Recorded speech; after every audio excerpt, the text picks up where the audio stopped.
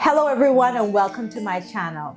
Have you ever had trouble getting team members to do their jobs when you're tasked with cross-functional collaboration at work? If so, I'm sure that just the idea of getting everyone to do their part feels like you're tasked with herding cats. Well, if this describes you and you want to know how to ensure effective teamwork in the workplace, you're in the right place. In today's episode, I share keys to great teamwork so that you'll know the collaboration skills that the best project managers have in common when they work together towards business success. Hello everyone, and welcome to the best place for entrepreneurs and corporate professionals who want management tips to lead your team towards business success. I'm Jaboria Scott, a leadership coach and management consultant. Today's episode is a companion in my series about cross-functional team collaboration and effective teamwork in the workplace. So if you haven't seen the other videos, be sure to check my playlist out when you have an opportunity. Whether you're a business professional with an official project manager title or a business owner, the challenges of managing multiple people on a project are the same. It's because you're managing the project with the added task of managing personalities. And if you find yourself tasked with leading a team project as a business professional who doesn't supervise all of the key contributors, this adds another layer to your job. So let's get into what steps you can take to help out with that. The first key to great teamwork is having clear leadership.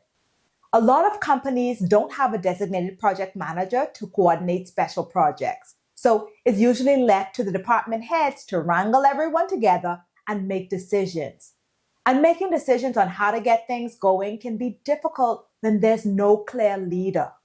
What usually happens when no one takes on the leadership role is email communication bounces back and forth with everyone providing input and no clear decisions being made to move the project forward. And if you've ever been in this situation, you know exactly how frustrating that is. And the reality is that no decision is also a decision. And when there isn't a designated project lead, things spiral quickly and the project stagnates. This will hinder your progress towards achieving your project success. This reminds me of the story about 4 people named everybody, somebody, anybody, and nobody.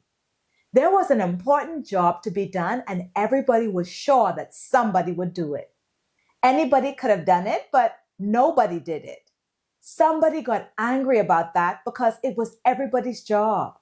Everybody thought that anybody could do it, but nobody realized that everybody wouldn't do it. It ended up that everybody blamed somebody when nobody did what anybody could have done. The story may be confusing, but the message is clear. If no one takes responsibility for leading the project, nothing gets accomplished.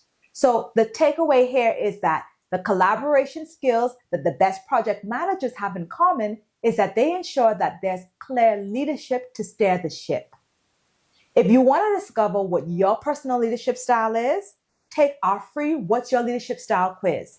And based on your quiz results, we'll send you an action plan with tips from top leaders so that you can show up and show out as a leading authority in business. The link is in the description box below. The second key to great teamwork is there are assigned roles among your team. In a Forbes article called The Importance of Every Role and Person on the Team, written by contributor Mike Robbins, it says, whether it's an organization of 3 people or a group of 3,000, teams thrive when everyone does their part and every role and person is valued and appreciated. This is so true. The best teams thrive in projects where there are well-defined roles. When it boils down to it, people want to know what they're responsible for and that every team member is responsible for something. This cuts down on confusion and it keeps everything fair and simple. So it's crucial for you as the project manager or team lead to ensure that everyone has assigned tasks and understands what's required of them for your project. And if you want to 10x your results, including having people on your team with diverse skill sets, this is the way to go. Including subject matter experts who excel at key tasks will enrich your project and produce top-tier results. The third key to great teamwork is common courtesy. You may not be able to demand respect, but a collaboration skill that the best teams have in common is that they follow their company's code of professional conduct as a rule of thumb. I'm sure that you've worked on projects where everyone didn't get along with everyone, but that's okay. It happens sometimes. Everyone doesn't need to be besties to work together. However, there is a level of professionalism that's required in keeping with your company's code of conduct. And it's important for everyone to be aware of what that code of conduct is, and it's more important that it's used as a standard for acceptable behavior in group projects when conflicts arise. That would look like you referring to the code of conduct for acceptable workplace interactions at the start of the initial onboarding meeting, or you could remind everyone to review it in their own time. However you choose to do it, common courtesy based on your company's guiding principles should be the standard that governs teams' behavior. The fourth key to great teamwork is when there's an established performance monitoring system in place, you'll excel. Collaboration skills that the best project managers have in common always include metrics for holding each team member accountable to the project deliverables. In a 2016 Harvard Business Review article written by Peter Bergman called "The Right Way to Hold People Accountable," the writer states that accountability is not simply taking the blame when something goes wrong. It's not a confession. Accountability is about delivering on commitment. It's responsibility to an outcome, not just set tasks. It's taking initiative with thoughtful strategic follow-through. I believe that's the perfect definition of what accountability looks like on a team. And in terms of tangibles, you decide what that looks like for you and your team. This may include things like requiring status updates or progress reports. You may also require regular check-ins to discuss actionable items. The list is endless. When you establish your performance monitoring requirements, it will be important to set clear, well-defined expectations at the start of the project. The truth is that your team will only be as prepared to meet your expectations as you are in effectively communicating with them. And it would be unfair to hold them accountable if things aren't clear at the outset.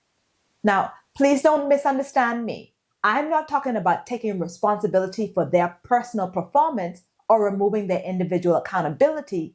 It's clear that each individual contributor has a personal part to play when it comes to that. I'm specifically referring to how well you communicate your expectations in advance so that your teams knows exactly what to expect and what's required. I hope that my tips on keys to great teamwork help you lead your projects successfully. What experiences have you had leading teams?